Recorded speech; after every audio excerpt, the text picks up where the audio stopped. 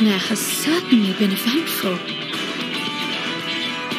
In my opinion, carrying out Vitra's request and assaulting the Tower of Zot should be our highest priority. I agree.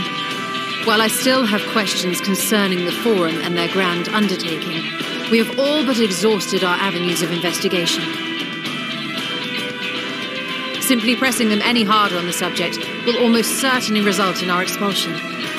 Therefore, I suggest we explore the ethereal sea connection by way of a letter to Master Matoya, then make our way to Thavner. I wonder, even with the protection these talismans afford us, what can we hope to achieve once inside the tower? According to Orenvold and Fodola's report, they were unable to free the Emolja. Worse, their attempts triggered the tower's defenses, which led to a summoning of Luna Afrit. What does it tell us that the Spires even have such defenses? Simply pulling a prisoner from the wall is fatal, thus the direct approach is doomed to failure from the outset. Any further measures to dissuade such actions seem unnecessary. Unless, of course, there is a way to free the prisoners without killing them. Then it stands to reason that any intruders will be met with overwhelming force. The towers appeared throughout the world in but the twinkling of an eye. 'Twas by magical means these structures were raised, I surmise. A spire thus conjured must needs be maintained, and I suspect an arcane catalyst, some manner of core, doth lie hidden within. Destroy the core, and the tower ceaseth to be, thus liberating the captives without harm. So we can hope, and I would prefer to enter the tower with a working theory than with no plan at all. Assuming Ishtola's reasoning is correct, the chances of the defenses remaining dormant are small to none. Any primals will have to be dealt with, and defeating one will likely only lead to the summoning of another. Our every victory will only compound the prisoner's suffering. May we not then divide our forces? Those proficient in healing will focus on sustaining the captives. That duty can be covered by Urianger, Cryle, Yostela, and myself. The remaining Scions will proceed with the search for the core. Admittedly, this strategy puts both parties at greater risk, but it should bolster our chances of saving the Archosaurus by a considerable margin.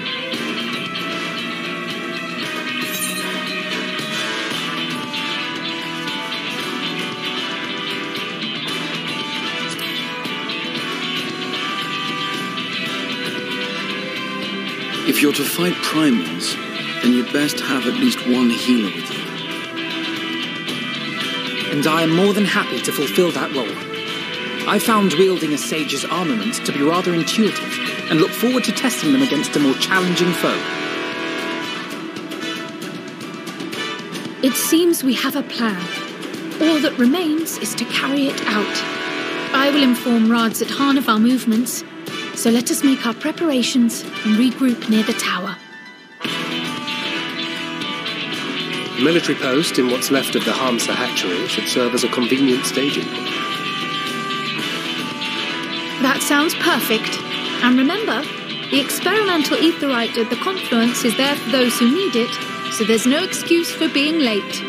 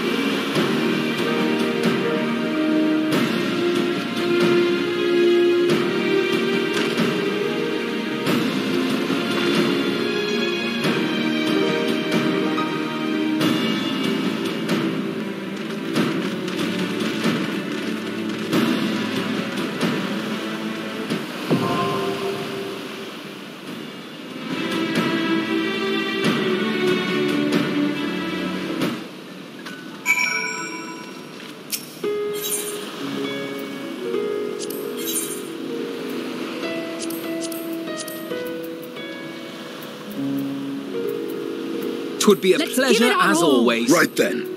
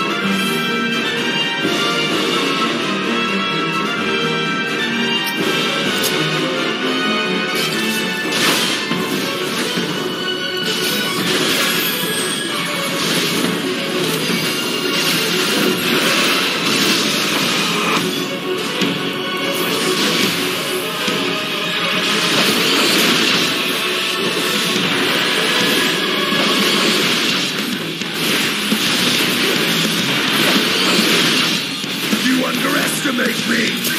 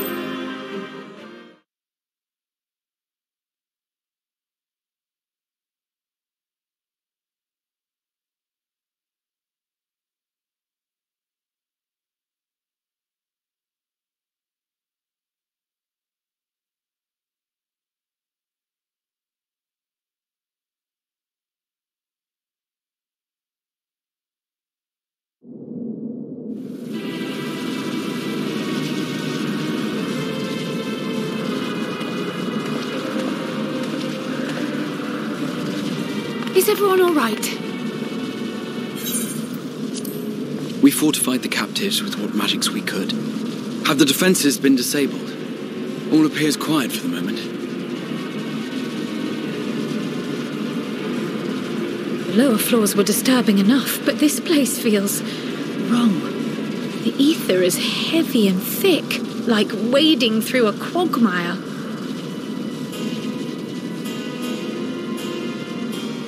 I believe we stand in the tower's beating heart. What sayest thou, Ishtola? I see it. Ether siphoned from the land runs up through the spire, flowing to a single point. This is the core we seek. Yet something is off. As large as this structure is, it siphons far more ether than is required to sustain it. 'Tis as if the core is feeding on the energy, consuming it. I need to take a closer look.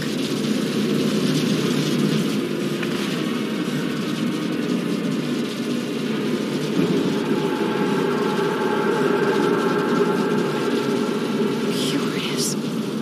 There is something there embedded inside the core.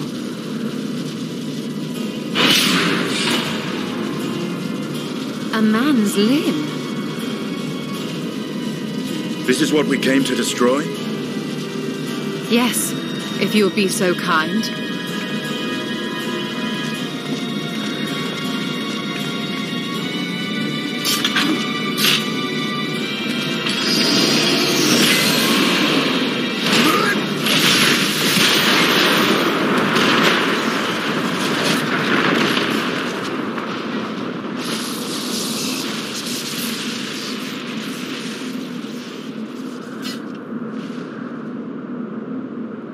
And that should be the end of it.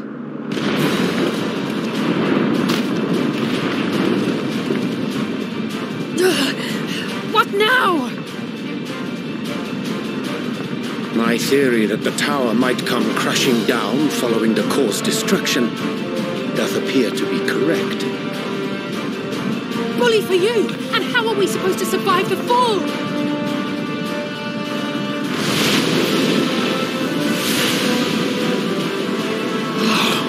What of the prisoners below?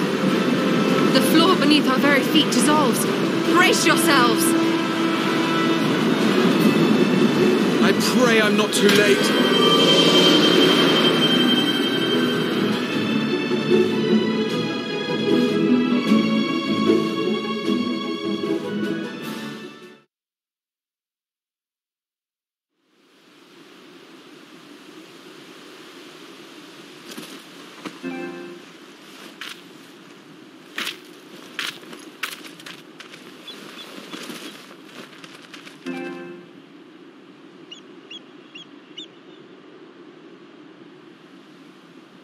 Oh, what happened? Where are we?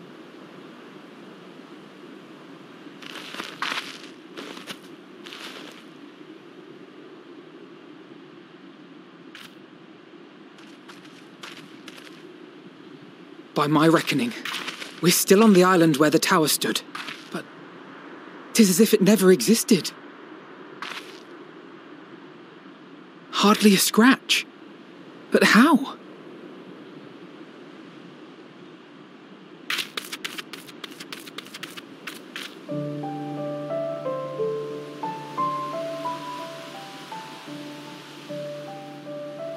Graha wove a levitation spell at the last moment. Large enough to catch everyone, it would seem.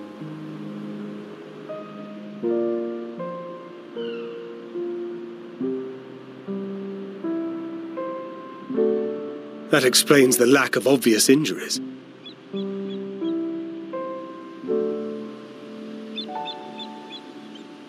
The expenditure of so much ether has taken its toll. He will need plenty of rest, but should otherwise be none the worse for wear.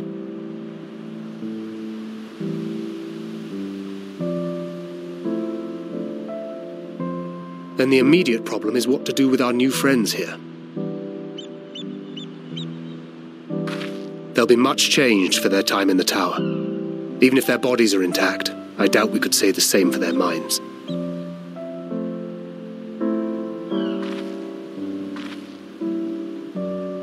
Angelo and I will take care of that. I have every faith in you, Alize, but there are just too many for you to treat alone.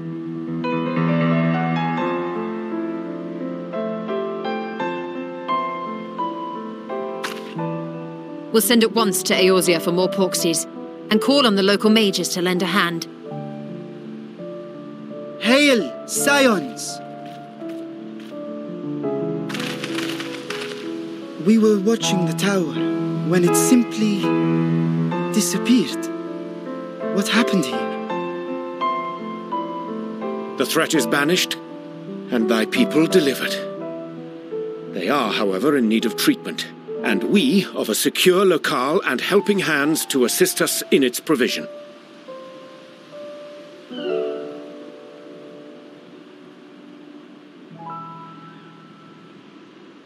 You shall have all this and more. Come, let us convey these unfortunate souls to the city.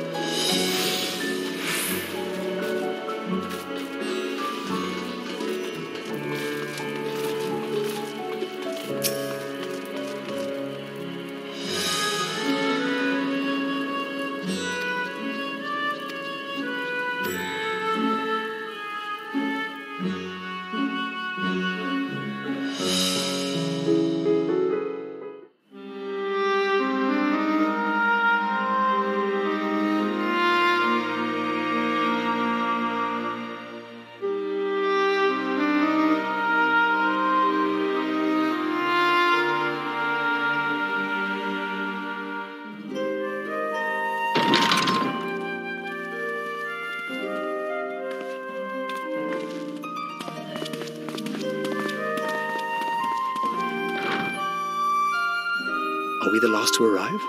I hope we've not kept you waiting. Not at all. Your comrade is feeling better, I trust. Much better, thank you. Harnish remedies are certainly potent, in more ways than one.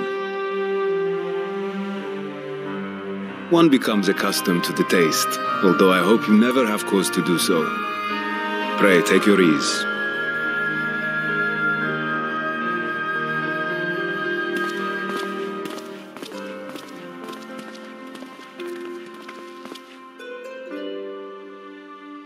Full glad I am to see you all unharmed.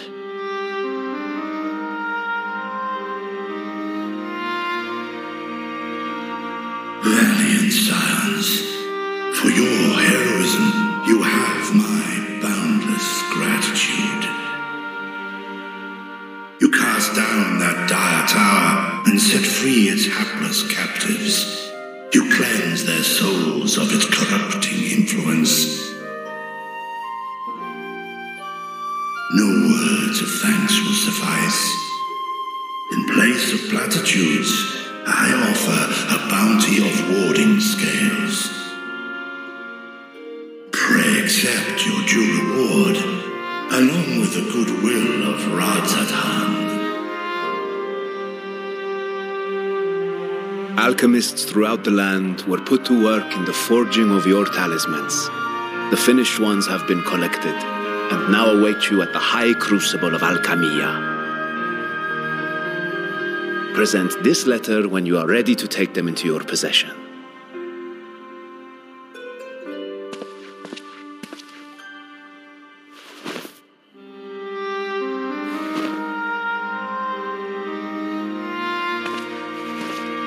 We are humbled by your generosity. Know that the inventive wisdom of Radzat-Han will be vital in restoring serenity to our star. Every single one of those scales came from you, didn't they? You must still be in such pain.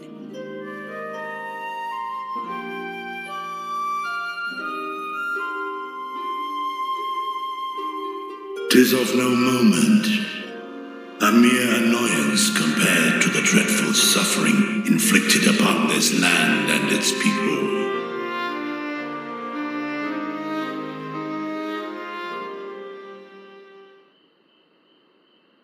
Albeit brief, my involvement in the Dragonsong War afforded me a glimpse of the myriad sorrows which consumed both dragon and man. Though you were half a world away, such tragedies as befell your kin must have affected you deeply.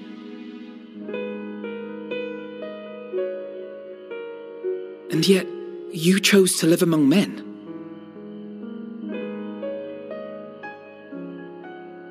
In the age when that conflict first bloomed, my choice had already been made.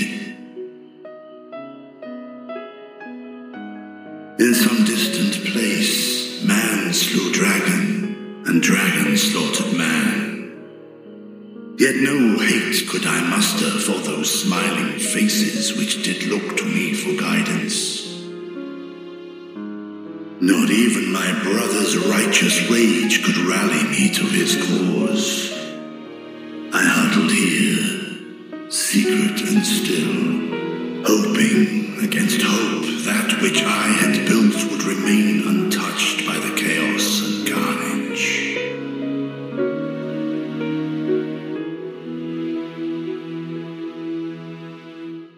'Twould seem we share the same desire for peace, great Vritra. To that end, I wonder if we might trouble you with another question. The Telophoroi are intent on recreating the final days, an apocalyptic event which we know to predate the sundering of the star. As the longest lived among us, know you aught of this terrible cataclysm?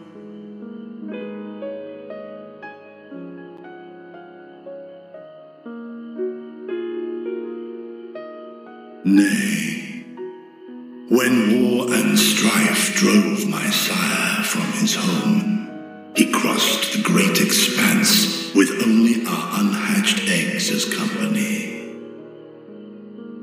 He alighted upon a shattered source, its 13 reflections long since scattered beyond the rift.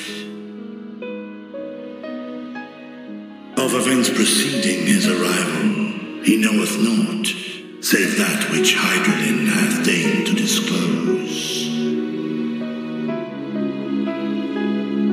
I see. So again, 'tis the inscrutable Hydralin to whom you must look for answers.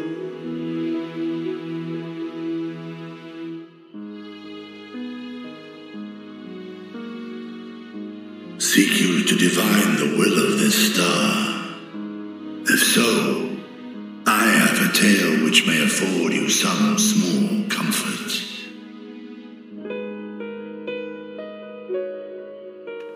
Tis a story from my youth, many, many years ago. To my sire, I once posed the question, of all the stars in the sky, why didst thou settle upon this one? To which Midgardsormr did reply, 'twas the last bastion of hope. He believed, so long as Hydralin endured, so too might dragonkind. Solemn and portentous were his words. What deeper meaning they held, I could not, dared not pursue. 'Tis a stone I've left unturned ever since. Yet take you solace in the knowledge that whatsoever Hydralin does strive towards, 'tis an ideal which hath earned my sire's conviction.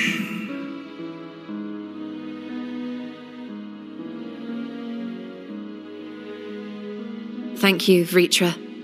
You've given us warm reassurance in a world gripped by cold uncertainty.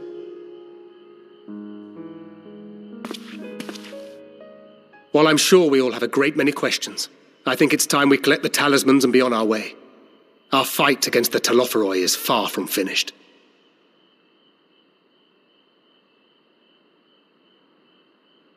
We must take our leave, but please do inform us if we can provide any further assistance.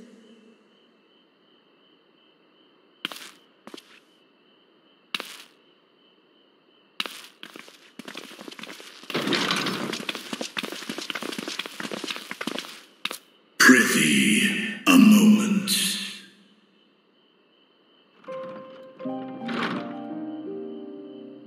There is one whom my sire hath judged worthy of honor and respect. The one known to men as Eorzea's champion. This hero of renown and rumor, 'tis thee.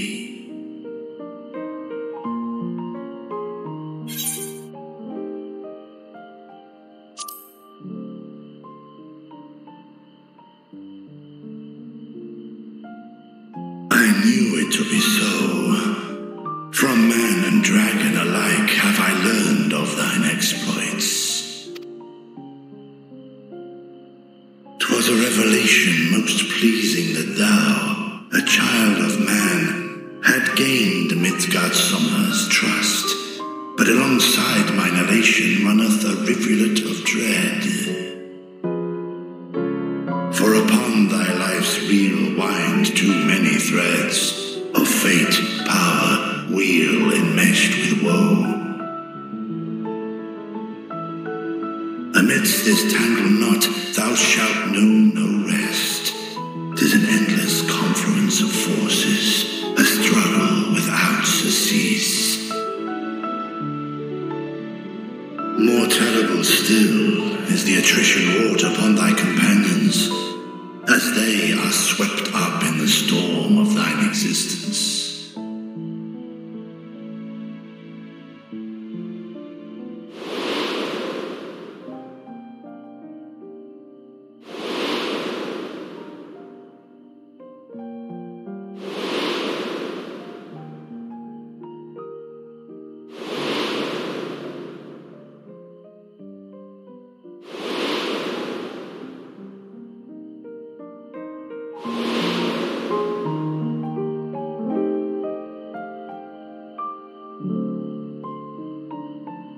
Take heart and protect them well. They will be your strength and your salvation.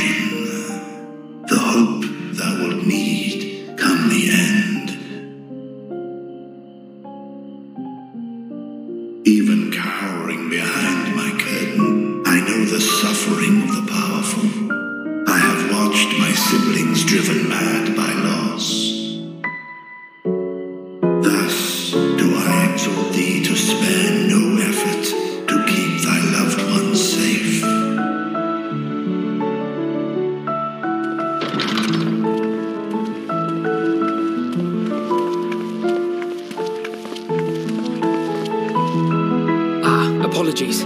We hadn't meant to interrupt. It's just that we do have a history of suddenly collapsing, and when you didn't follow us out...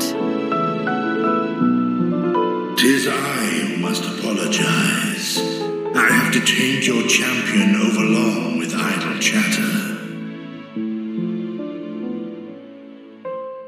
Go. At war's end, I pray I welcome thee back into my hall, where together with thy joyful comrades, you may toast your triumph.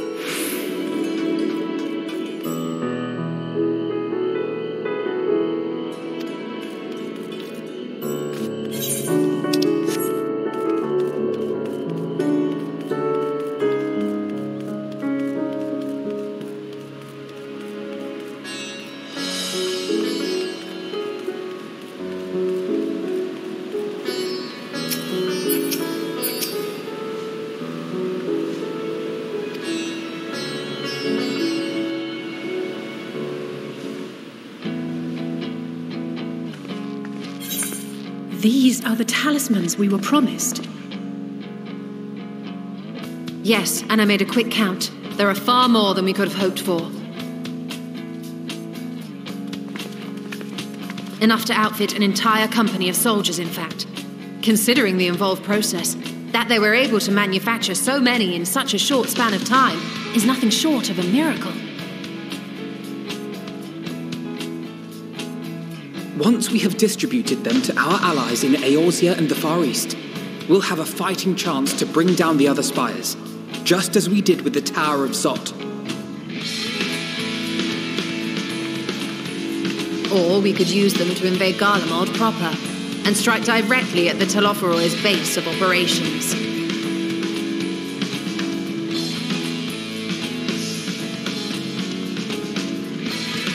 Of course, we would need to consult with various Alliance leaders before such a drastic measure could even be contemplated. To which end, I could set out forthwith and present the idea to each of our allies in person. Pray allow me to undertake some few of those journeys. I find myself restless and in need of purposeful duties. I can head eastward. Bosnia and Dalmasca are just a short hop from here. And Doma's shinobi network should come in handy for passing on the word. We shall share the burden then. Meanwhile, I think it best that you and the others take the talismans back to the Baldessian Annex. We must keep them safe and secure until we've decided upon a course of action.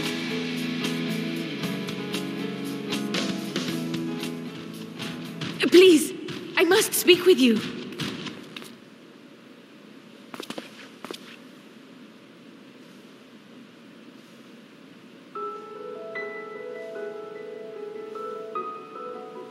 Nidana, you're awake. Yes. When I spoke with the carer at my bedside, she told me that one of the scions, a young woman, had cleansed me of the Tao's corruption. It seems I'd been asleep ever since the treatment. But when I awoke and learned you were all still here, I knew I had to come.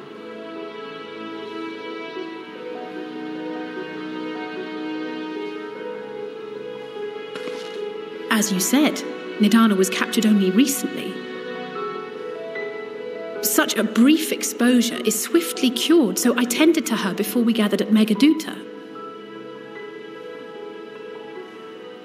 And I am truly grateful that you did. I cannot thank you enough. All of you, for everything you've done. Destroying the tower, rescuing our people. You've saved Thavnair from an awful fate.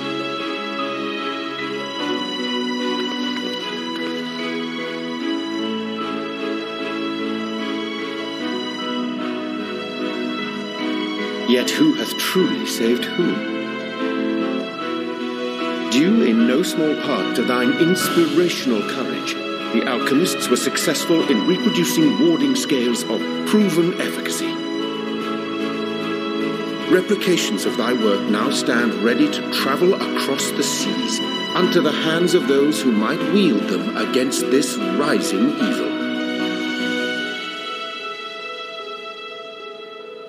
The talisman? Is this true?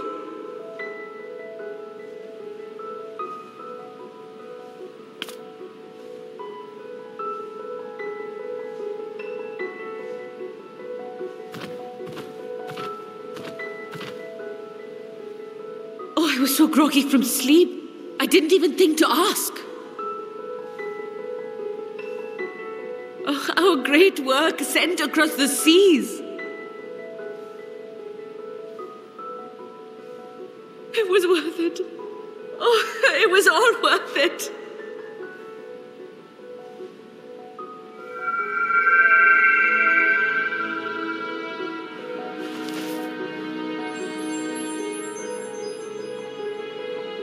Look at that! Its color is completely changed.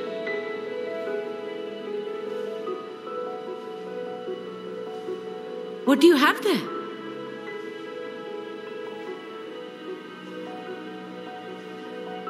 How unusual. I wonder if the effect is a reaction to Akasha.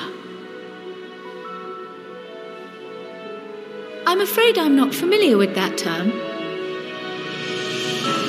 Akasha? It is one of the unseen energies defined by Harnish alchemical theory. Though a gross oversimplification, some describe it as an essence influenced by feelings. You imply that it is distinct from ether? Us foreign scholars often conflate the two, but we see them as separate concepts. Ether is an energy which permeates the land. It exists within animals, objects, even the air we breathe, affecting all through which it flows. Akasha, on the other hand, exists in a domain beyond our reach, a gift bestowed from on high or torn from the heavens in some traditions. Akasha can neither be created nor destroyed. It is beyond our power to purposefully alter or manipulate. The only thing observed to influence it is an abundance of, I want to say, spiritual emotion. As a veteran of the battlefield, surely you've experienced moments of desperation or exaltation when you've transcended the usual limits of your capabilities. That is a manifestation of Akasha, the invisible essence harnessed by heart, mind, and unyielding spirit. I really must hear more about this theory. Our disciplines are based entirely upon the idea that ether is the fundamental form of all energy. I'm glad my haphazard explanation has piqued your interest. But even for us, Akasha is a somewhat abstract field of study. A lack of practical application lends itself poorly to formalized research. Which is why my analysis of your flower can amount to little more than idle speculation. I am sorry. Nonsense. You have nothing to be sorry for. Your insight is much appreciated.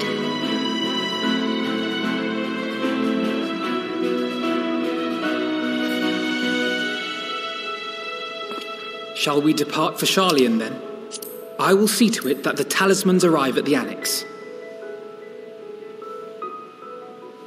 And we will be in touch once our talks are concluded. I suggest you rest while you can. From here onward, sleep is bound to be in short supply.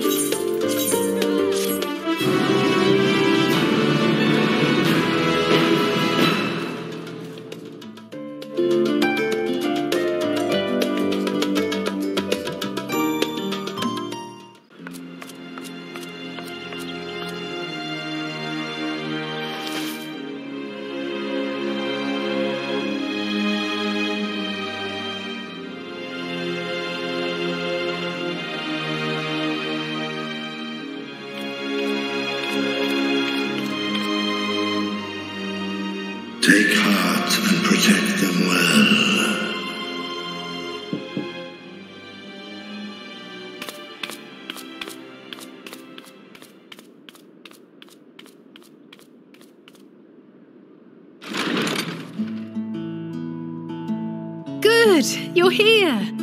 You haven't eaten yet, have you?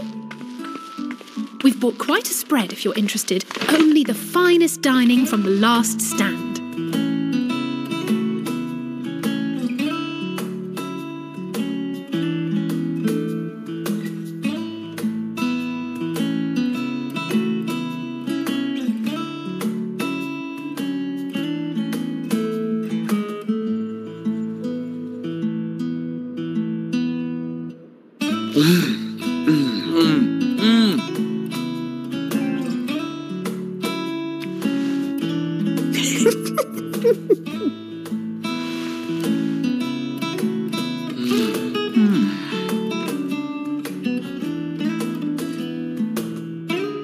Lest you wonder, we invited Estinian as well.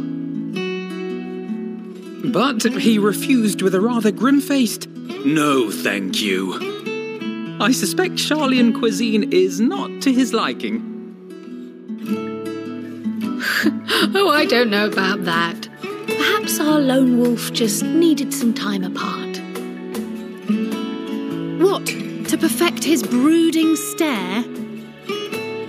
Next time, I'll drag him out by the ear, sit him down in front of a Charlian feast, and see that he eats every last bite. An excellent idea. Of all people, warriors must take proper meals and rest if they are to maintain a healthy constitution.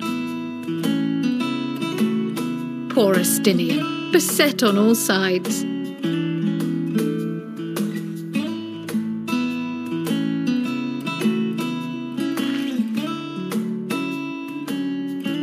Speaking of one's physical condition, Mistress Cryle, I hear you've recently played literal host to Heidelin herself. And what an experience that was. Tiring, yes, but no lasting harm done. If anything, I should have liked to speak with her longer. I've not felt a hint of her presence since. Heidelin instructed you to carry that flower, yes?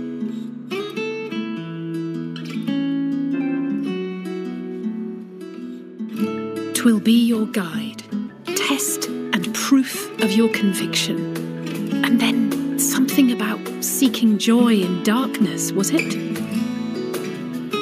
Come to think of it, isn't that what happened with Nidana back in Radsat-Han? The flower did seem to radiate a joyful glow, as if reflecting the elation we all felt, the relief of a people with renewed hope. Indeed, and in turn I felt buoyed by that radiance. 'Twas akin to spotting a beacon and knowing we were on the right path. I know we've not yet triumphed over the Tlofroi, or learned the full breadth of the Forum's plans. But even within the midst of our struggles, we find small moments of joy to sustain us. Rare and hard-won perhaps, but it is this pursuit of happiness that gives us the strength to carry on day after day.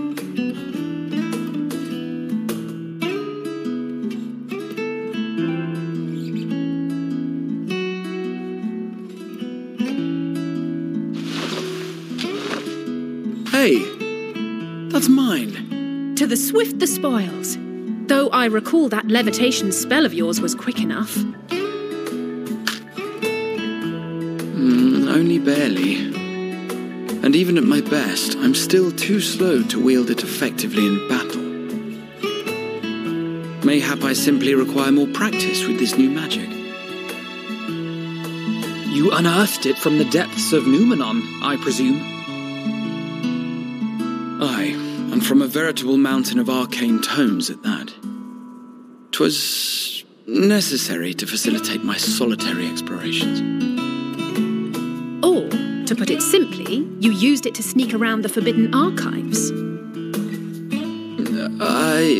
Yes, well, after a fashion.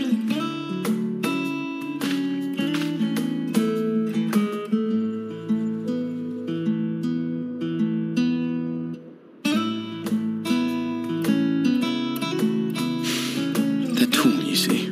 The shelves, they're too tall for me. And I could hardly move the library's platforms without attracting attention now, could I? Oh!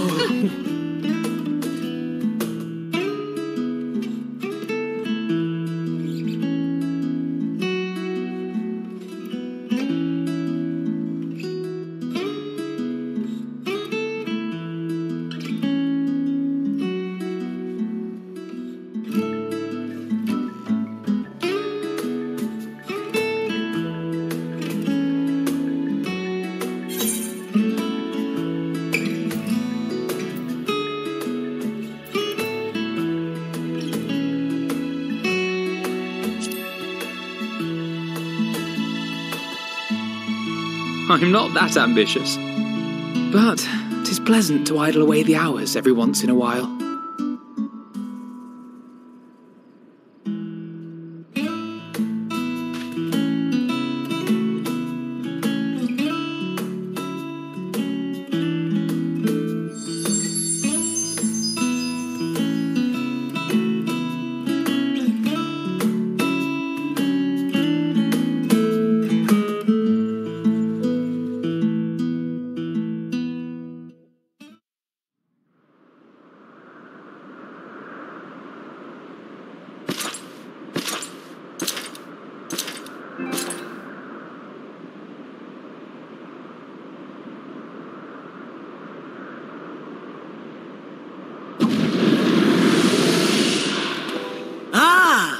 Enjoying the bracing cold, I see. Do you not own a warm coat or a cloak? Something in fur? Or fashioned from the skins of your enemies? Or... well, never mind that. I come to you once more as the bearer of bad news. Our tower in Thavnir has been toppled, and I need not tell you by whom. Given how many we have at our disposal, the loss of a single spire is hardly fatal to our plans. It does, however, slow the rate at which we siphon the ether. If they continue to preoccupy themselves with the towers, then all will be well. But should our foe prove bold enough to strike at us here, then the timing becomes questionable.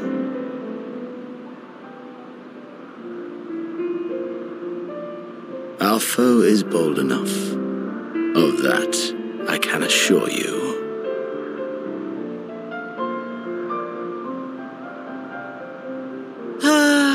Yes, very well then.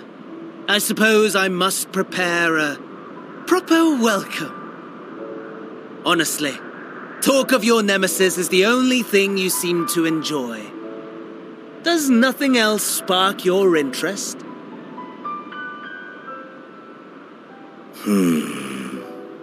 No. All else is... equal. Equally tedious. Equally disappointing. The world is a tepid bog into which we sink, too weak to thrash as the mud clings to our eyes and fills our throats till we blissfully choke. But then came the light, blinding and pure and hot, so very hot, enough to set my soul aflame. I basked in the afterglow until the void yawned once more, and then I knew the muck would never claim me again. There was naught for me ahead, so I drew the curtain on all that had come before.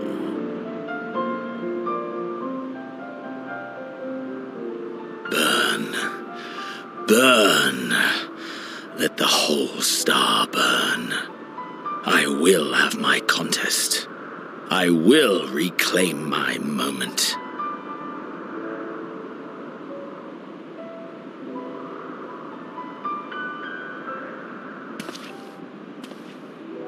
How wonderful that the emptiness of death has not dissuaded you from committing your life to its pursuit once more.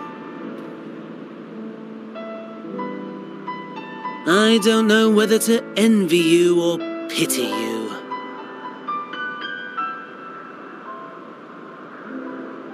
You question my disinterest, but what of yours? Despite your noisome antics, I sense you take little pleasure in this endeavor. Mercy, my lord. Such pointed barbs from one who barely acknowledges my existence. Nevertheless, you are mistaken, for I do find this part somewhat enjoyable.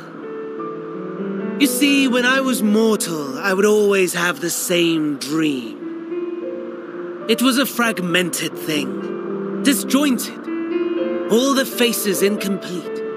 The setting, too, was unknown to me, so I thought it simply a fantasy of my sleeping mind. Until one day, I realized it was showing me the truth, much as your dream of the final days enlightened you.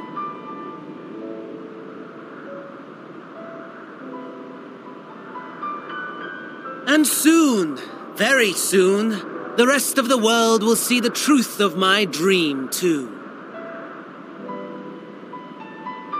Yes, I think that is something we can both enjoy.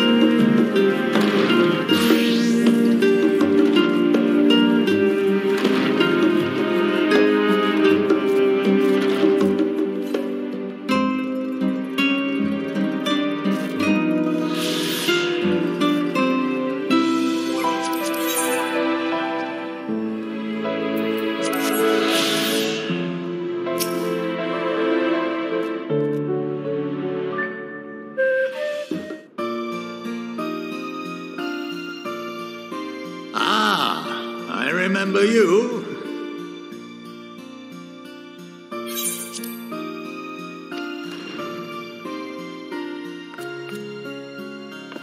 I pray we have not caught you at an inopportune moment. We wanted to offer our thanks for your kind words in the forum.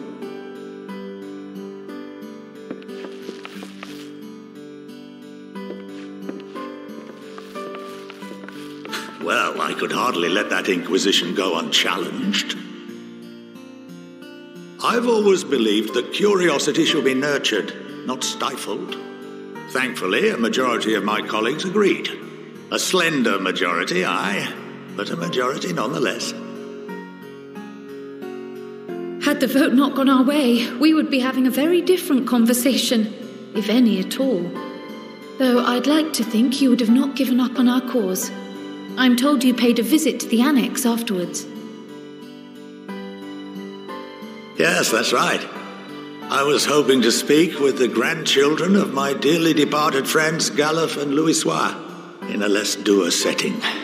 But it seems I just missed you.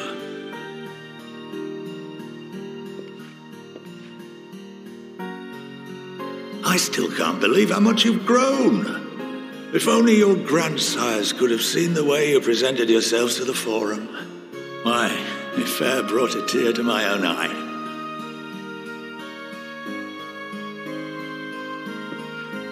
You must have the patience of a saint, putting up with this lot and their antics. Never mind Montoya's prize student. Luckily, I know a thing or two about managing unruly younglings. If you ever need advice, don't hesitate to ask.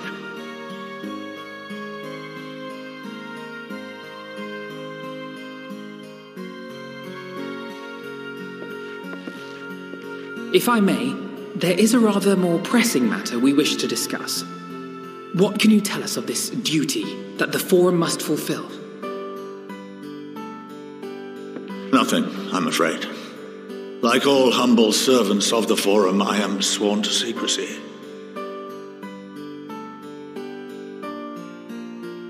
Or rather, I couldn't tell you if I tried. Our duty is of the gravest importance. Furthermore, if the particulars were made public, it would incite widespread panic. As such, those entrusted with this duty have been bound by an enchantment, which prevents us from speaking of such matters without the express permission of the Forum. How is that even possible? It's been some time since I last gave a lecture. Please, take a seat.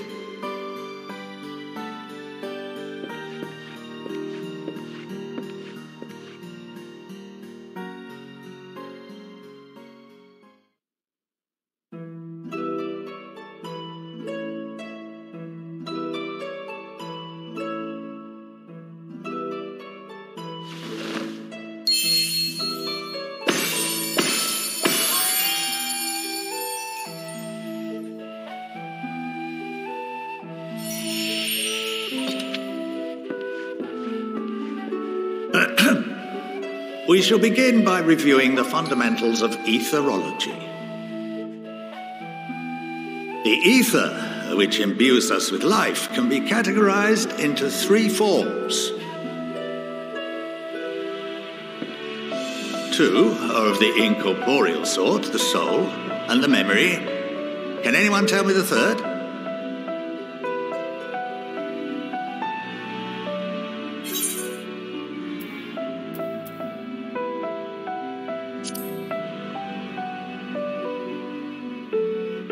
Yes, very good.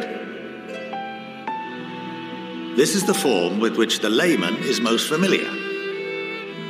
Consumed by even the simplest of daily activities and replenished by the food and drink that sustain us, this form of ether is in constant flux. In contrast, the ether that comprises the soul is rarely subject to dramatic change. The same can be said for memory, as the two are intrinsically linked.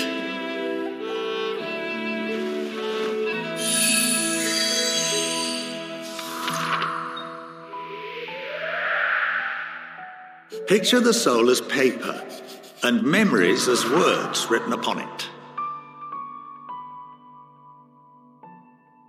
Now, what would happen if that paper was doused with ink, the same type of ether as comprises the memories?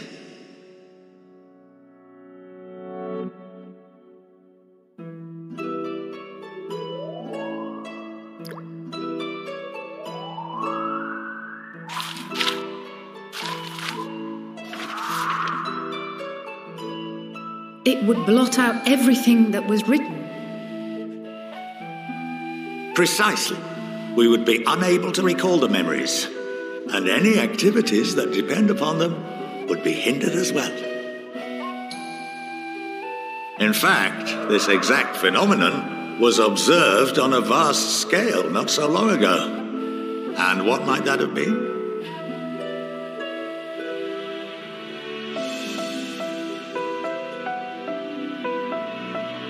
The seventh umbral calamity. The people of Eorzea vividly recall Bahamut breaking free of the Lesser Moon and raining hellfire down upon the realm. But no one could seem to remember the events that followed immediately afterwards. Indeed. To this day, we have yet to determine whether it was an unintended consequence or a deliberate act. The enchantment which binds me and the rest of the Forum is based on a similar principle. And yes, it is a contravention of the Sharlayan prohibition against the practice of memory manipulation. Only when a new member is inducted and told of our great duty are they subjected to the process. A necessary evil. You have my word that it would never be used to manipulate the populace? I should hope not.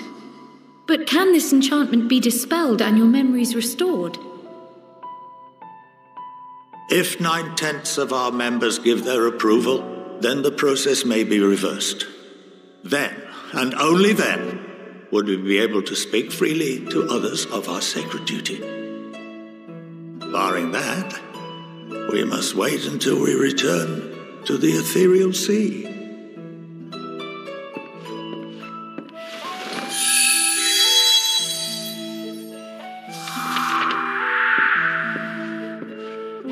For there we will be purified, the blots upon our souls washed clean.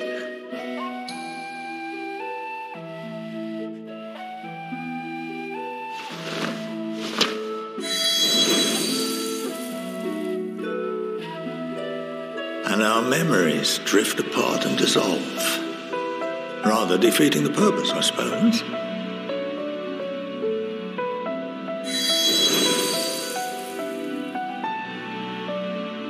But there are those memories that are indelibly etched upon our souls, some believe.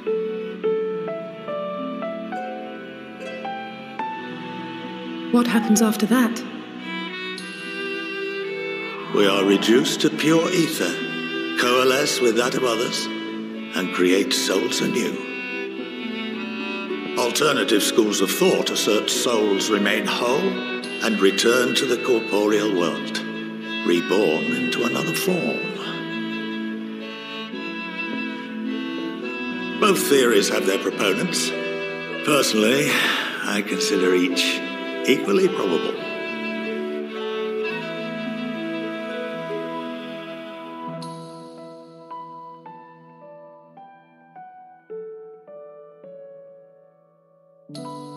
Well, I think that's enough education for today, now that I've given you some food for thought. Or rather, an entire banquet.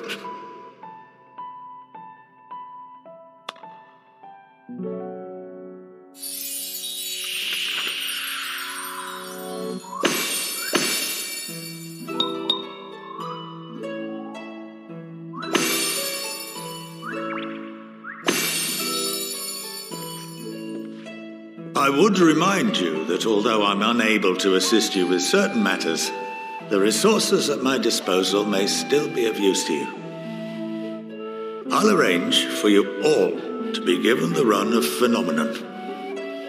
Of course, as associate to our alumni and the students of Baldessian, this privilege is extended to you as well, my friend. Oh, and I suggest you speak with Ki Aliapo. She's well known among the artisans of Sharlayan, and her network of contacts may prove useful in your search for knowledge. I wish you all the best in your pursuits, wheresoever they may take you.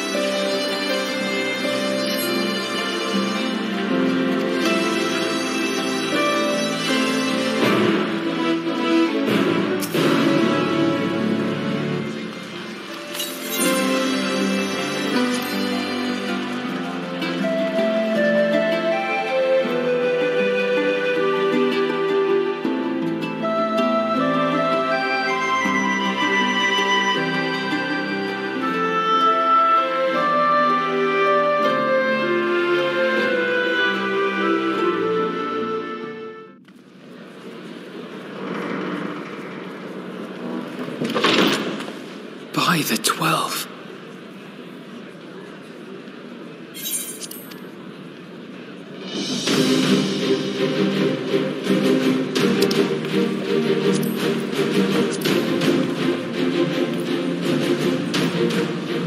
Glad you could join us. I hope you don't mind, but we went ahead and started without you. As you can imagine, our travelling companions were eager to become acquainted. 'Tis a rare thing indeed to see such a diverse and talented group of individuals assembled for a single purpose. We fight not only for the sake of Eorzea, but for the entire world, including the people of Garlemald. Much rides on the efforts of the Ilsabard contingent. Indeed, which is why I am glad to find myself in the company of many trusted comrades, yourselves included.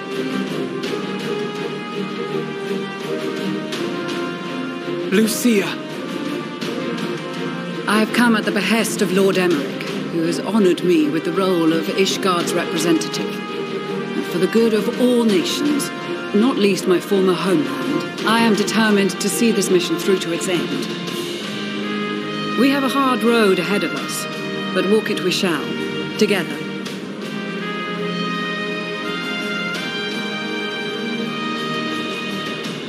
We too welcome this opportunity to work together once more. I have faith that, if there is a way to resolve this conflict, we will find it. Allow me to introduce you to the rest of our company. Everyone! If I may have your attention.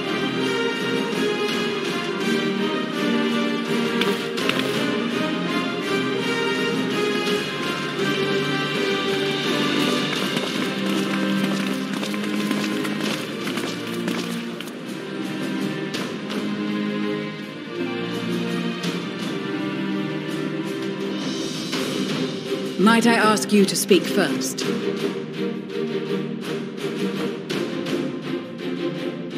If I must.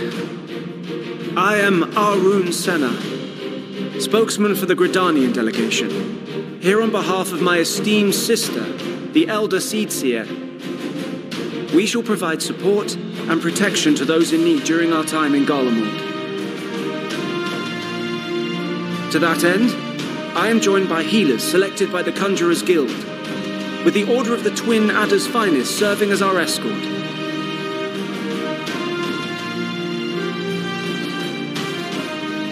Suppose I'd better say my piece. Wait, I know you. The name's Sicard, in case you've forgotten. Truth be told, I'd rather you had forgotten. Anyway, the Admiral asked Captain Hilfear to send his best, and for whatever reason, he picked me. Of course, if I'd refused, I'd be the laughing stock of the bloody executioners, and my reputation's taken enough of a keyhauling as it is. But more importantly, like any pirate worth his salt, I know when you're staring down a storm, you gotta trust in the commander of your ship. So if the Admiral wants us to go to Garlemald, not for plunder and glory, but the promise of peace in our time, then that's what we'll do.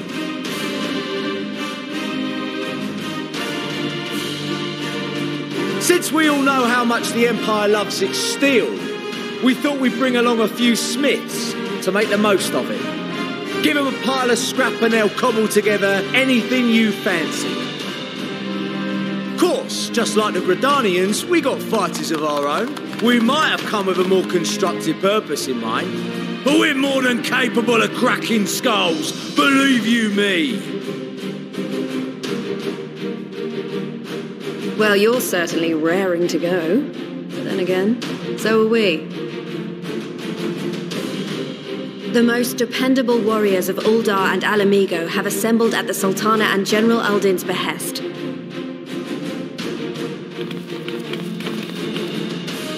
If Garlemald has truly fallen, then the whole place is likely to be crawling with Telophoroi. We'll need plenty of troops to clear and hold a path for others to follow.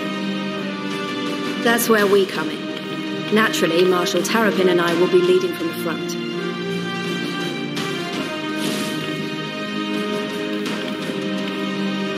It's been some time since I last saw you in your element on the battlefield. From what I've heard, you've become pretty fearsome yourself. Master Matoya, the avatar of destruction.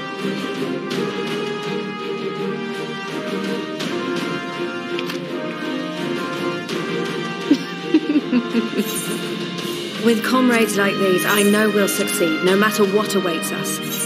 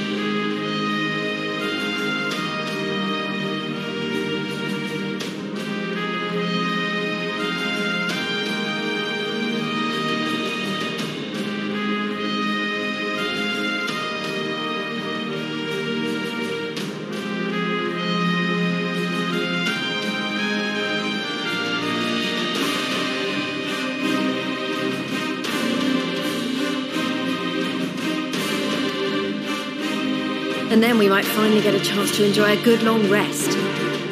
But until then, let's give it our all.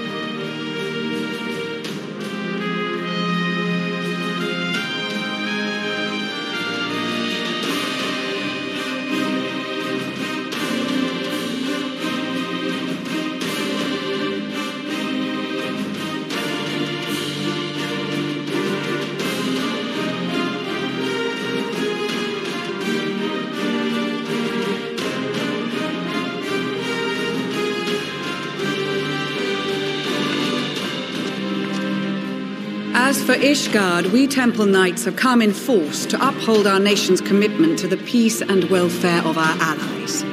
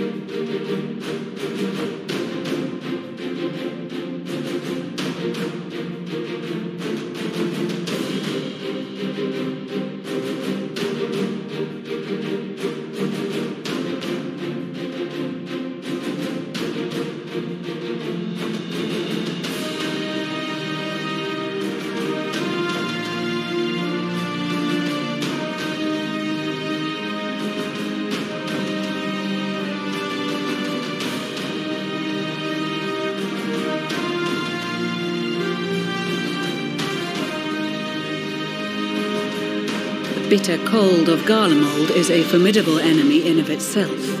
Our experience fighting in ice and snow will prove invaluable in the days ahead.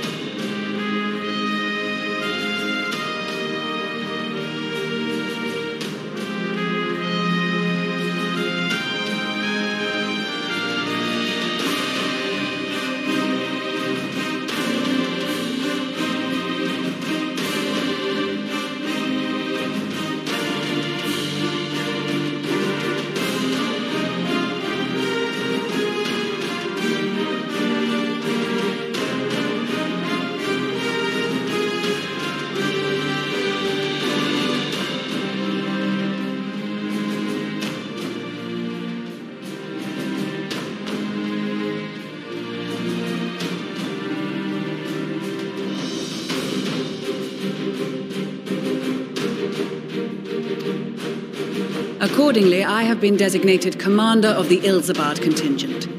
I will do all in my power to provide you with the leadership and guidance you require. The four high houses, House Hylinart foremost among them, have arranged for a host of machinists to join us on our mission. Their knowledge of Imperial Magitech is sure to be a great boon. They will address any problems of a technical nature, together with the smiths of Limpsa Lomitsa.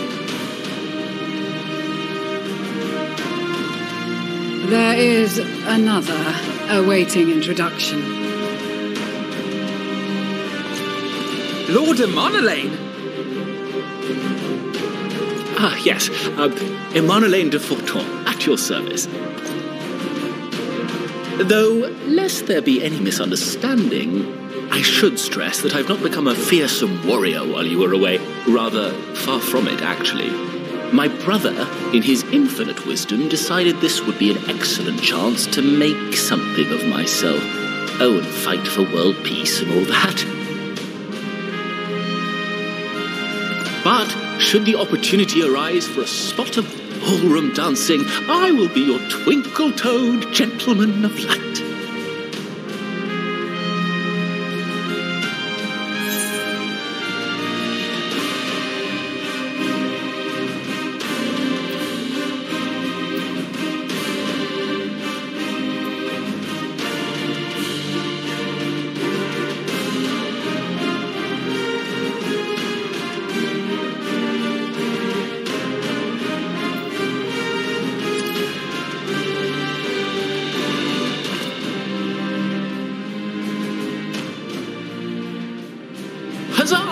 I cannot wait to regale Honoroa with my tales of derring-do. I believe that concludes introductions for the Grand Company of Eorzea. Our allies from the Eastern Alliance were due to arrive some time ago, but it would appear they have been delayed. Would that be the shinobi of Doma? Actually, they've been tasked with relaying messages back and forth between the various Eastern nations. According to Lord Hien, however, an equally capable company of warriors has been sent in their stead. Out of my way, you preening fool!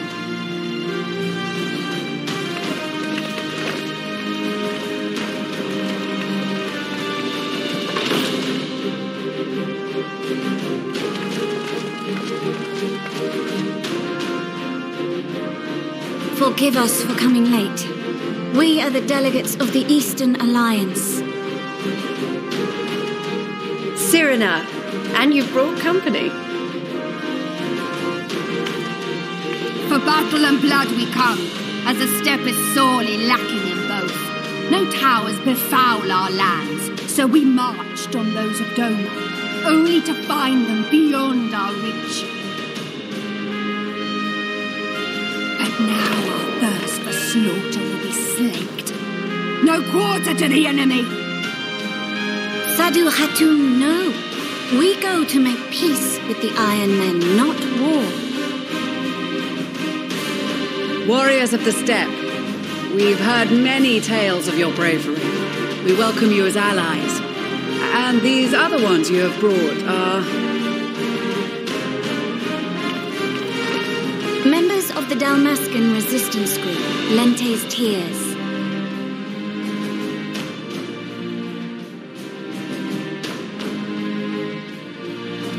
And the Bosnian resistance. Between them, they have a wealth of experience in espionage, and are particularly adept at infiltrating Imperial facilities, which is fortuitous, since Garlemald's domain is so vast that I could never hope to handle reconnaissance duties all by myself. Dalmasca, Bosnia, Alamigo. All lands which have suffered the tyranny of the Empire.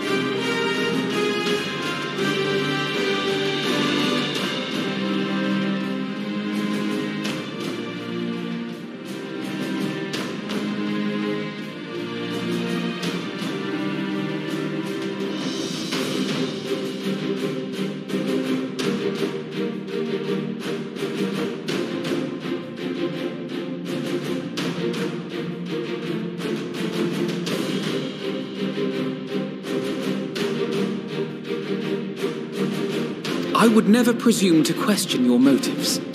Nevertheless, I must reiterate that our goal is to aid the victims of the Telophoroi, the common folk of Garlemald.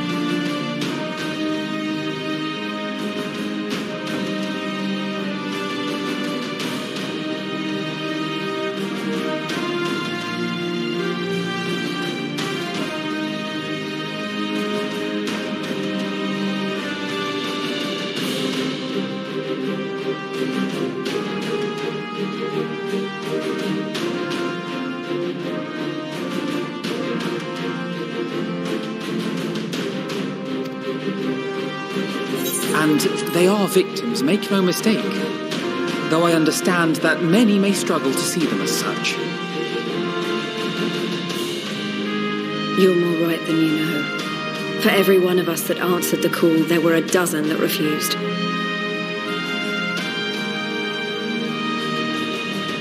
Not only in Alamigo, but everywhere we went. And who could blame them? The Empire's always been the enemy. But after seeing what we've seen, fighting and working against and with Garleans, there's no denying the simple truth. They're just people, no different from you or I. They've got their share of liars and murderers, but so do we. So do we all. Fordola, who once swore herself to Garlemald, has proven herself a trusted ally time and time again. Every Eorzean here knows Cid Garland, the Imperial defector who shared with us countless technological wonders. Gaius bloody Baelsar himself is working to help rebuild Werlid, a nation he once conquered. So you can believe me when I say that every fighter here understands and accepts that the Imperials are not monsters and are deserving of help. Or at least that they were able to put aside their feelings for the greater good. It won't be easy, but we're all determined to make this world a better place.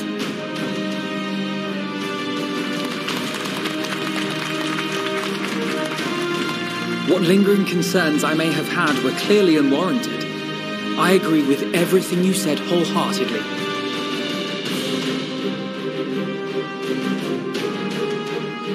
Then we are in accord. Now, let us review our strategy. To reach the Garlean capital in northern Ilsabard, we must cross the central mountain range. Fortunately, Garlond Ironworks can provide aerial transport, sparing us this most treacherous part of our journey. However, attempting to fly any closer to Garlemald would attract the attention of the Telophoroi. As they appear to have seized control of the majority of the Imperial military, we must assume that includes its fleet. In addition, Garlemald possesses devices that can interfere with airship navigational systems, further discouraging an airborne approach.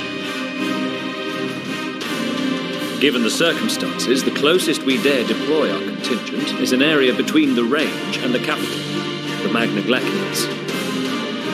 From there, we must travel the rest of the way on foot. We will also need to bring the airships with us to ensure we can withdraw with haste. Although much of the terrain will be blanketed in snow, we should be able to make use of local roads and shipping facilities. The vast ice field will afford us an unobstructed view of the surrounding area. On the other hand, it will also allow others to easily spot us, so it is imperative that we only make camp in positions where we can easily defend ourselves. And the airships, which must be kept safe at all costs. We cannot account for every possibility, so we must be prepared to think on our feet. We will be tested. Sorely tested, I expect. But for our homes and for our people, and a people not our own but in need, we will succeed. Spare no effort in your preparations. Once we depart, there is no turning back.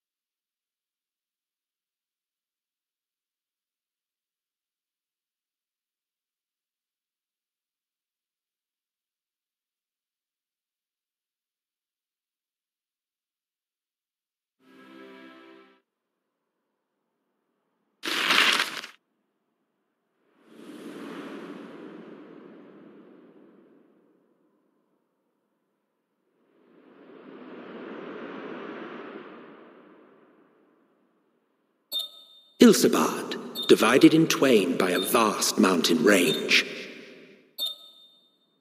Those who would traverse its jagged peaks face peril at every step. But why go by foot when one can simply fly?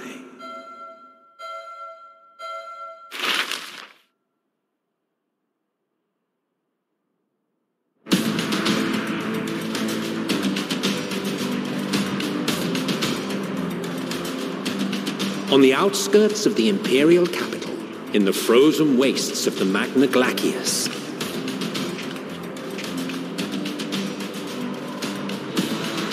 the winds howl in icy protest, as if to warn against further trespass.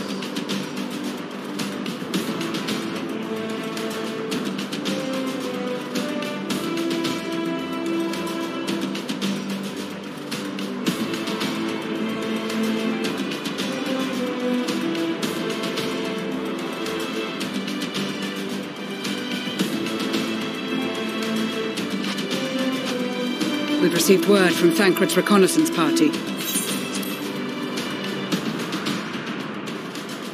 They've sighted a detachment of heavily armed Imperials. Survivors of the Civil War, perhaps? Perhaps, but there is more to it than that. Maxima reports that they're led by Vergilia, legatus of the 3rd Legion, which comprises the bulk of their number. However, they are also joined by several members of the 1st. From what I recall, the 3rd Legion fought for Nerva in the War of Succession following Varus's death. The 1st, on the other hand, were under the direct command of the Emperor and rejected Nerva's claim to the throne. These legions were enemies. Indeed. In fact, our sources claim that it was a conflict between them that sparked the Civil War. Yet now, these former foes cooperate to defend a ruined Garlemald from invasion. Then it is all but certain they have been tempered.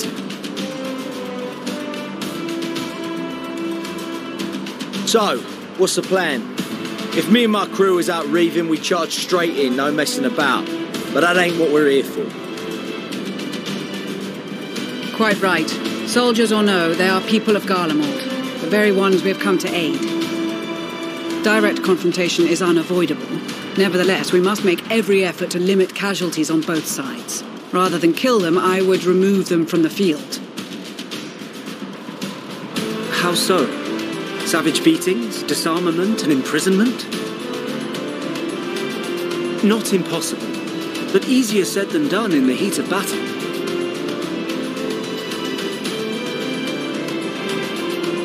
Having observed the opposition, I imagine Thancred had something to suggest? He did. He and the other scouts have already infiltrated a supply depot some distance beyond the Imperial detachment's current position.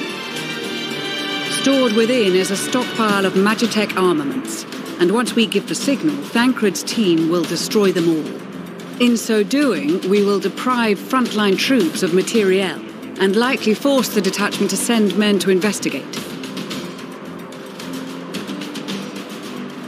Divide and conquer. Not a bad idea. Once the scouts have finished their preparations, we will split into 2 groups. The first will form the vanguard, while the other brings up the rear with our supplies.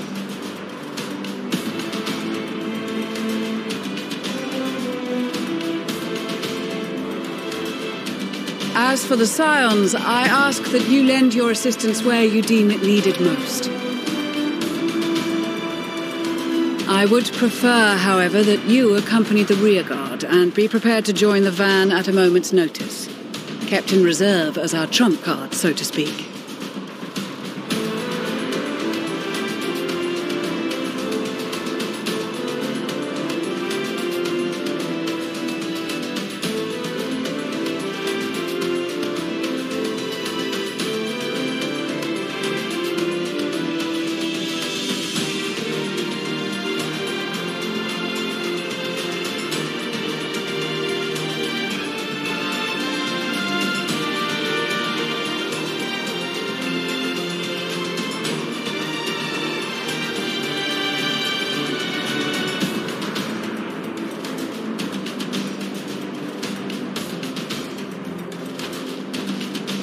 Your proposal was well received.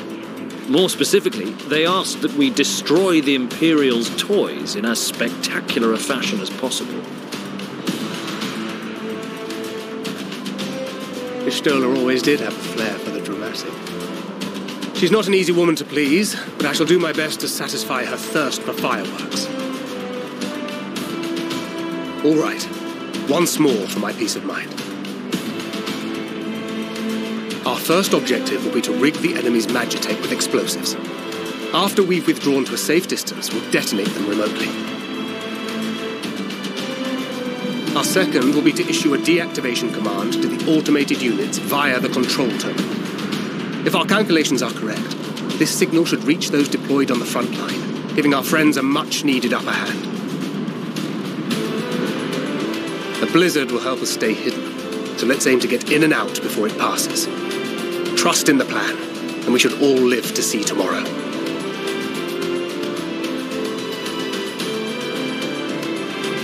In the meantime, I will relay messages back and forth as the situation unfolds.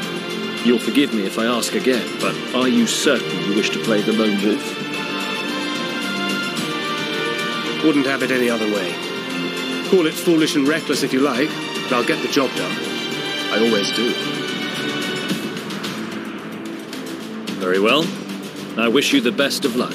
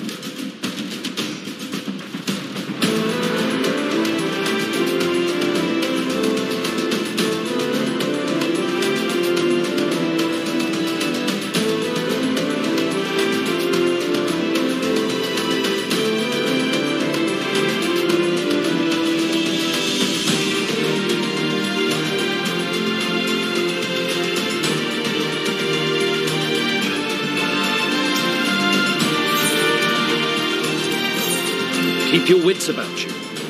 It's time. We only have one shot at this, so let's make it count.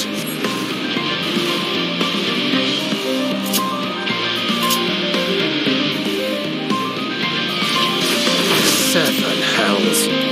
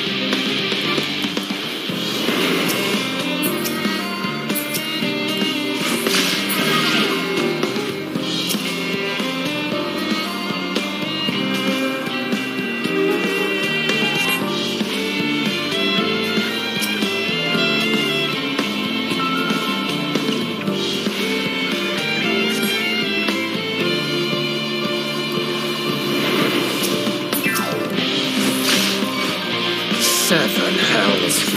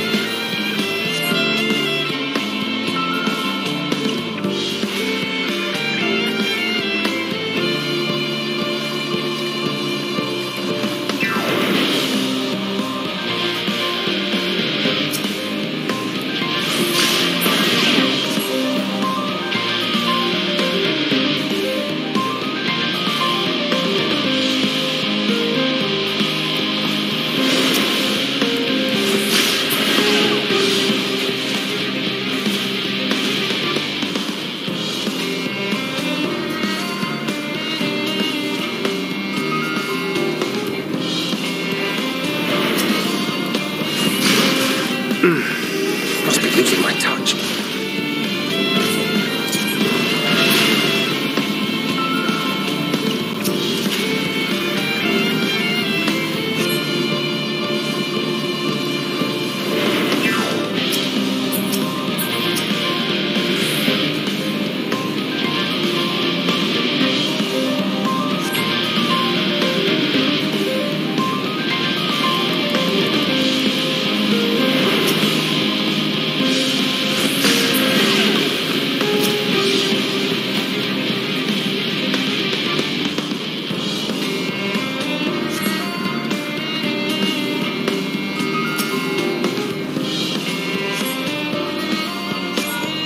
This is Thancred.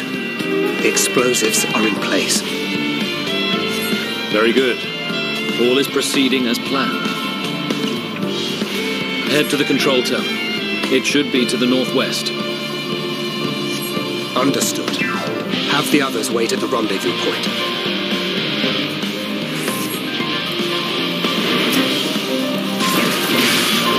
Seven hells.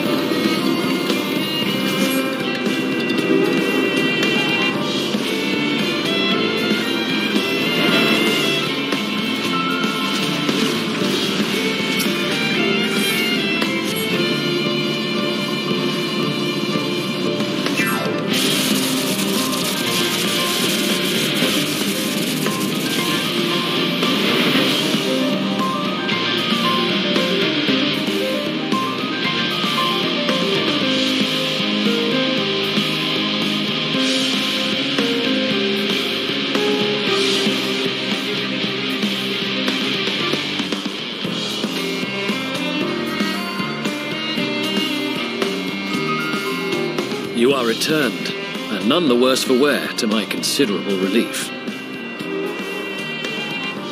What news from our comrades? They stand at the ready.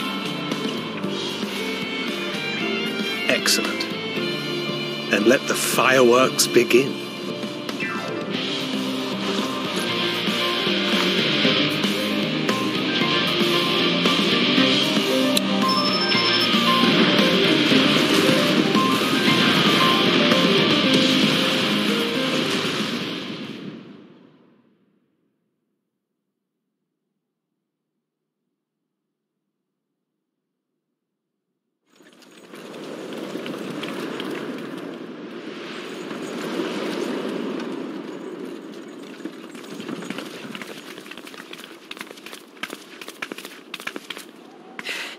The blizzard's beginning to clear.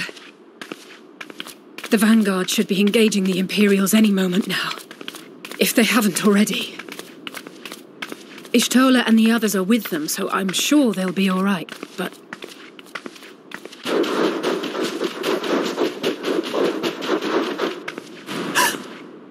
Wait! Something's coming!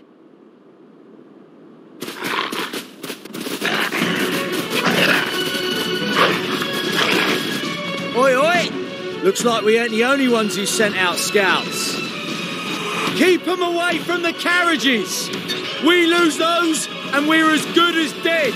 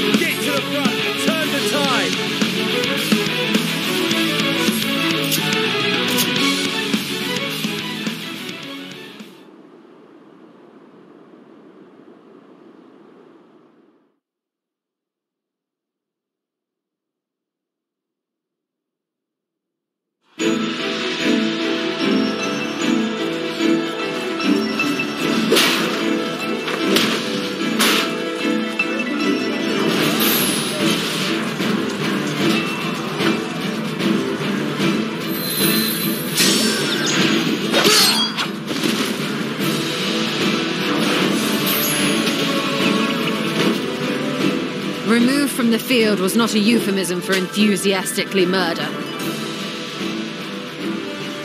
It's nothing that won't heal in time. The trouble is, their tempering has made them utterly fearless. Subduing them would be easier if they had the capacity to submit in the first place. Well, this is the path our young charges would have us walk, and that we all agreed to follow.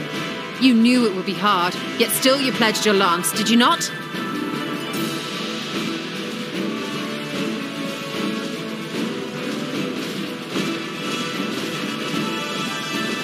That I did.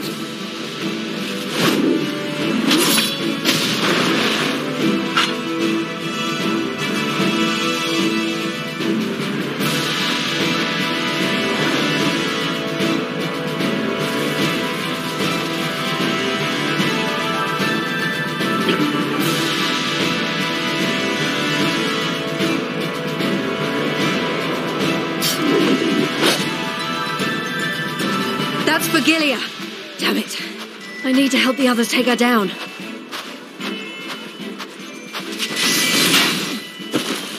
There's no end to them!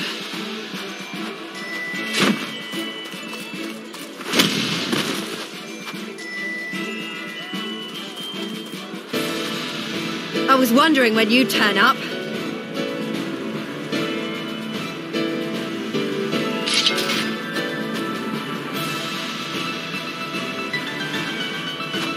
There's no stopping us now. Come on, let's show them what we're made of.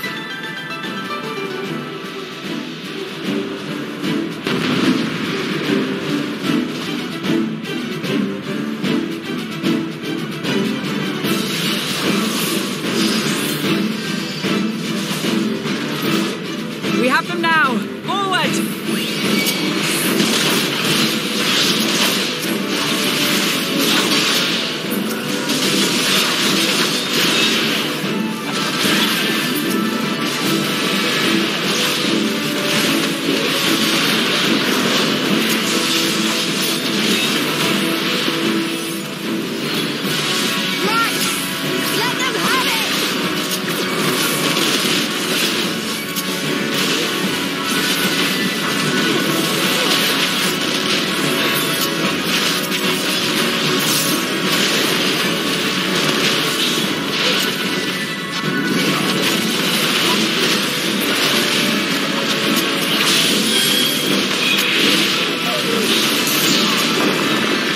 Raging forward!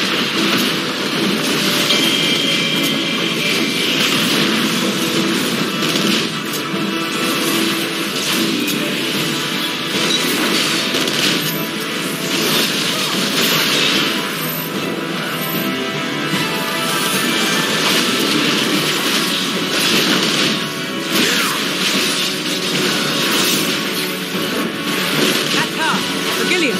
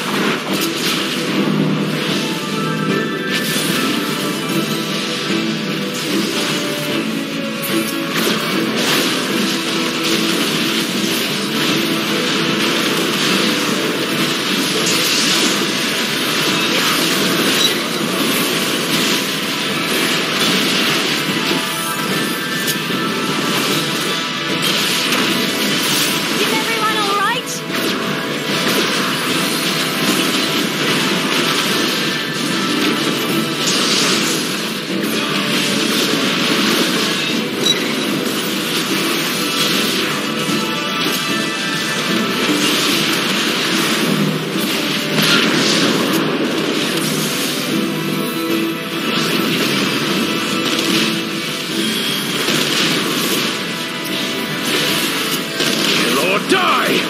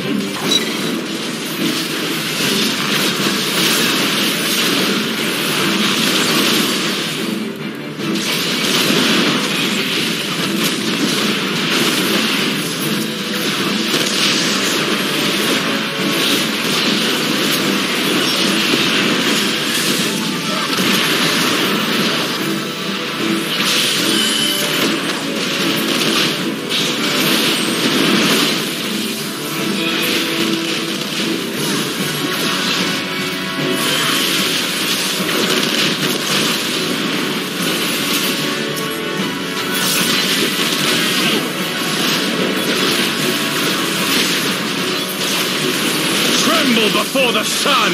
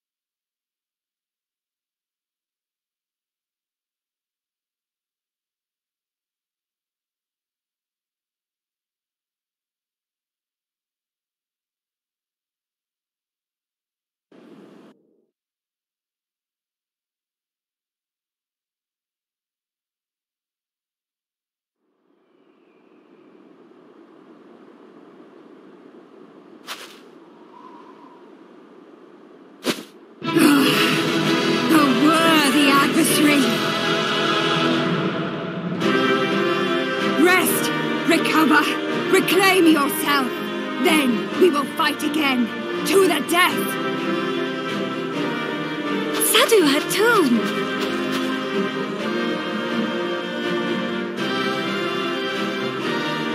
That was the last of them. The day is ours, thanks to your timely arrival. What of the supply caravan?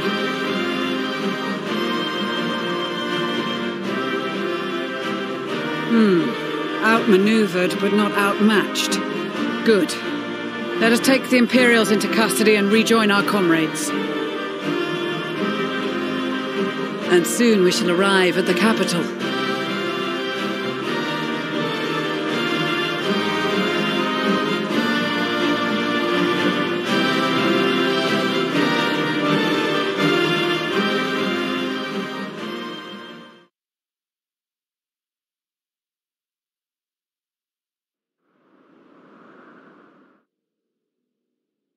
So cold and unforgiving.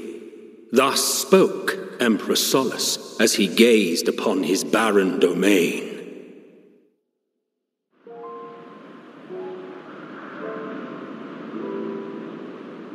"800 years it had been since the Garleans first set foot here.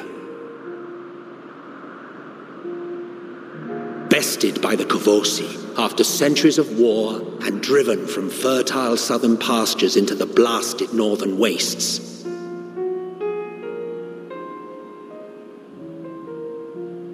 In that garden of desolation, they clung to one another for warmth, freezing, hungry, desperate, hated.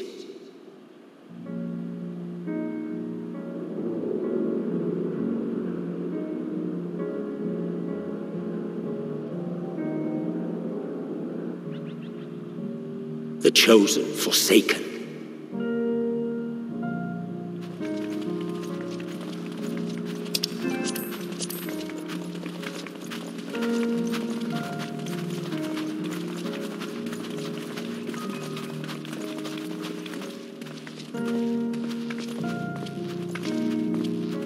In the year 1513 of the 6th Astral Era, a young legatus named Solus single-handedly sparked the Magitech Revolution.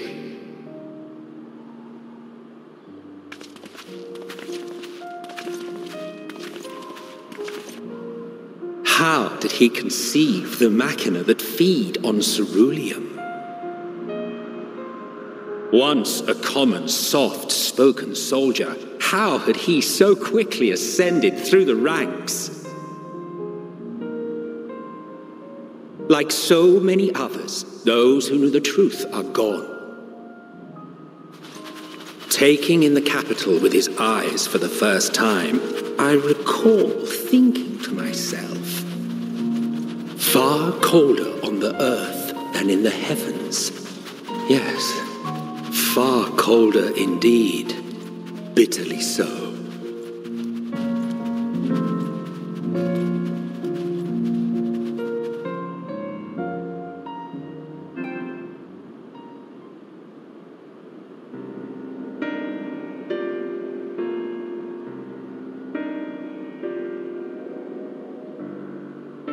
Not so much as a whisper.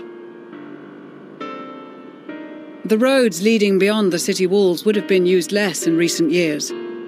Nevertheless, this was one of the most important gateways into the capital.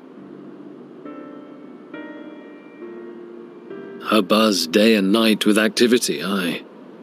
Merchants passing through the checkpoint, many of them stopping at the local hostelries. Surely they cannot all have been tempered. We can consider the question after we have made camp. If we spend any longer outside, we may well freeze to death where we stand. The tempered Imperials, too.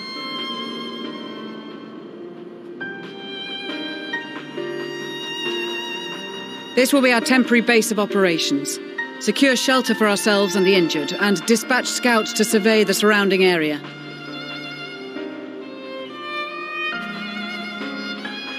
If we're planning on staying here a while, we ought to give this place a proper name. Well, the constant sound of ice cracking underfoot makes me think of broken glass. An apt name, perhaps. But enough of this. To work, everyone!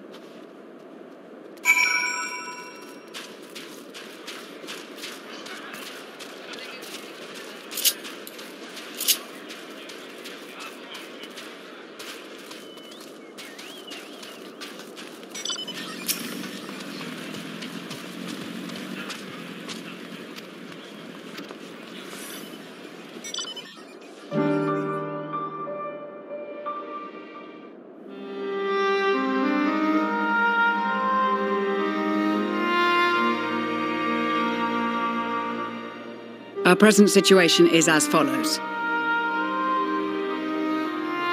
Efforts to aid the people of Garlemald have begun in earnest. Moreover, having entered into the capital, the Imperial Palace is within our reach. But before we proceed further, we must learn what has befallen this city, for therein lies the key to understanding and combating the Telophoroid's designs. I have a suggestion, if I may. Several of the Imperial soldiers we captured on the Magna Glaciers are members of the Populares and acquaintances of mine. Once we have cured them of their tempering, they should be able to give a reliable account of the events leading to the capital's downfall.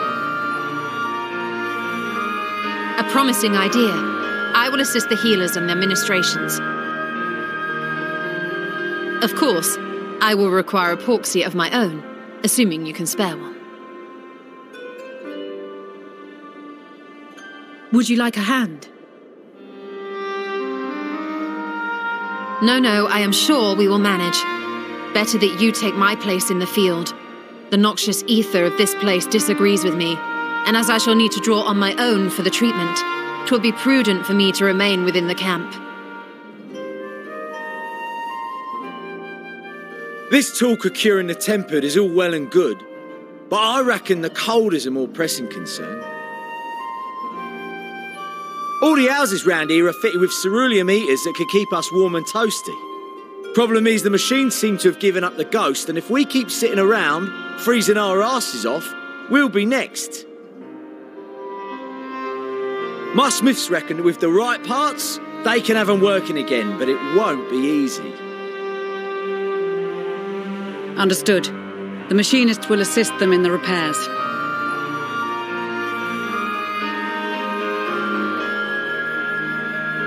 The rest of us should either stand watch or survey the area. We've made our presence known to the Telophoroi. They will be searching for us, if they have not already ascertained our position. That we have seen no sign of them since the battle suggests they have yet to do so. However, I suspect they may be biding their time. Or perhaps we are beneath their notice.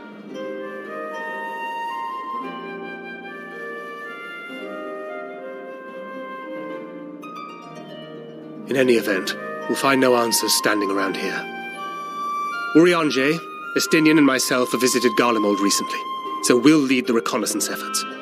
Perhaps bolstered by a few Bosnian and Dalmatian scouts from my previous excursion for good measure.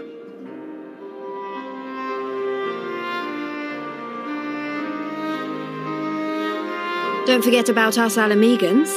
We have experienced scouts of our own. Well now, this is turning out to be a rather sizable team. With such numbers, we should be able to cover a wide area with relative ease, including that surrounding the Imperial Palace. How about you, Graha? I have a feeling we'll find a use or two for that vanishing spell of yours.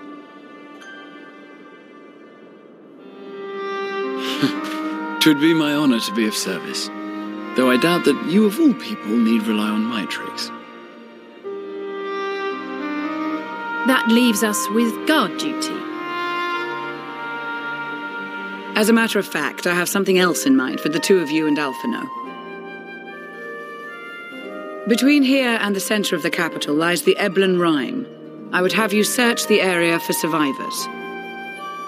Your keen sense of direction, honed in your extensive travels, should prove useful in navigating the ice fields.